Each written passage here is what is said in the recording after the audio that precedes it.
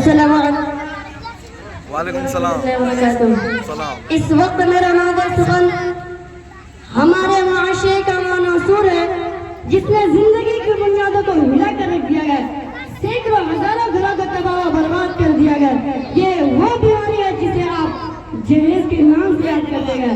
میں نے خطبہ کے بعد ایک حدیث شریف پڑھی گا جس میں حضور پر نور محمد صلی اللہ علیہ وسلم ارشاد ہے کہ جو شخص عزت حاصل کرنے کے لیے شادی کرے گا تو رب ذوالجلال ایسے شخص کی قلت کے سوا کچھ نہ دیں گے, اور جو شخص مال کے لالچ میں شادی کرے گا اس کو فخر فخر اور تنگ دستی کے سوا کچھ نصیب نہ ہوگا.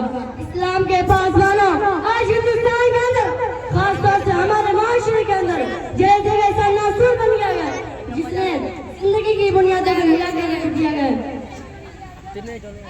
جیسے ایسا ناصور بن گیا ہے جس نے زندگی کی بنیادوں کو ہلا کر رکھ دیا گیا. جہیز کی اخبارات کی یہ سرخیاں ابھی غیر قومی کے بارے میں نظر آتی تھی, مگر سر افسوس کہ ہم یہ وبا ہمارے اسلامی شریعت میں بھی پھیل چکی ہے. اخبارات کے اندر جہیز کے لیے بھیٹ کرنے والی کئی فاطمہ, کئی رضیہ, کئی شبنم و فرزانہ اسلامی شریعت کے نام لڑائی ایسی کر رہی ہے. کاش ہمارے اسلامی شریعت بھی کتابوں اور وعدوں کے بجائے عمل میں آ جاتی. پیارے دوستوں, اسلام کے نوجوانوں, عورت رب ذوالجلال کی جانب سے عطا کرتا ہوا حسین تحفہ ہے جس نے انسانی زندگی کو راہ بخشی. اسے عورت کے دم سے نظر میں خوبصورتی پیدا ہوئی. اسی معصوم کلی نے حضرت آدم علیہ السلام کی زندگی سے فقر و وحشت کو دور کیا, مگر ان تمام باتوں کے باوجود بھی ظلم ستم کی تاریخ شہید ہے کہ اس دار فانی میں جتنے مظالم برپا ہوئے ہیں اس میں زیادہ ترسن پہ نازک ہی پور کیے گئے. اس بے رحم سماج نے عورت کو جس نظر سے دیکھا وہ قابل نہایت ذی مذمت ہے. تاریخ عالم ان دردناک واقعات سے بھری پڑی ہے. مریم علیہ السلام کو دنیا والا نے محتم کر کے جنگلوں کی خاک چھوڑنے پر مجبور کیا, تو کبھی نمرود نے اپنی بیٹی کو ایمان لانے کی بادش میں آگ میں ڈالا, کبھی عالم کے جاہل معاشرے نے لڑکیوں کی پیدائش کو اس قدر منحوس تصور کیا ان کو زندہ ہوتے ہی درگور کر دیا جاتا ہے. پیارے دوستوں, آج بھی ان معصوم دوشیزاؤں پر ظلم ستم کے پہاڑ توڑے جا رہے ہیں. جبر تشدد کی خاردار جاری ہم کے راہ میں حائل ہے. آج بھی ان عورتوں کے ارمانوں کو خون کیا جا رہا ہے. خدا کی زمین اپنی وسعت اور کشادگی کے باوجود بھی تنگ ہو رہی ہے.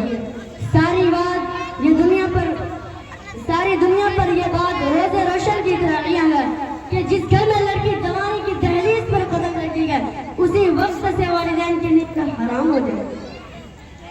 زندگی کا ہر لمحہ اسے سانپ بن کر ڈسنے لگتا ہے. ایک طرف لڑکی کی اٹھتی ہوئی جوانی ہوتی ہے, دوسری طرف جنسی بھیڑیاں کی اٹھتی ہوئی نگاہیں ہوتی ہے, تو تیسری طرف پڑوسیوں کی چہنے گولیاں ہوتی ہے.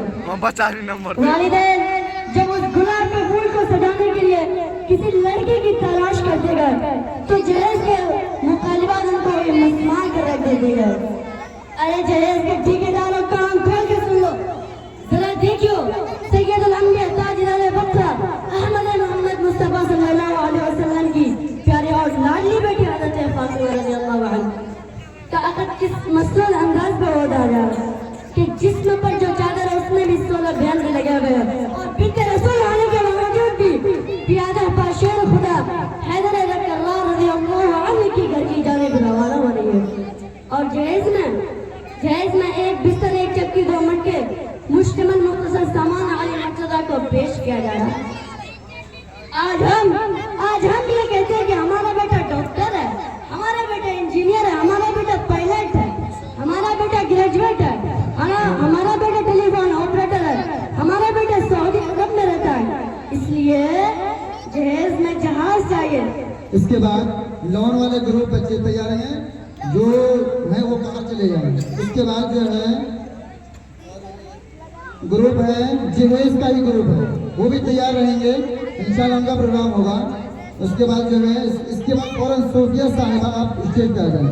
لون والے بچے تیار ہو جائیں, لون گروپ جو ہیں وہ تیار ہو جائیں, اور قرآن کو تجوید پڑھنے والا جو گروپ ہے وہ بھی تیار ہو جائیں. تمنا کرنے والوں کان کھول کر سن لو, اگر تمہارا بیٹا ڈاکٹر ہے تو حضرت علی امیر المؤمنین تھے, اگر تمہارا بیٹا پائلٹ ہے تو حضرت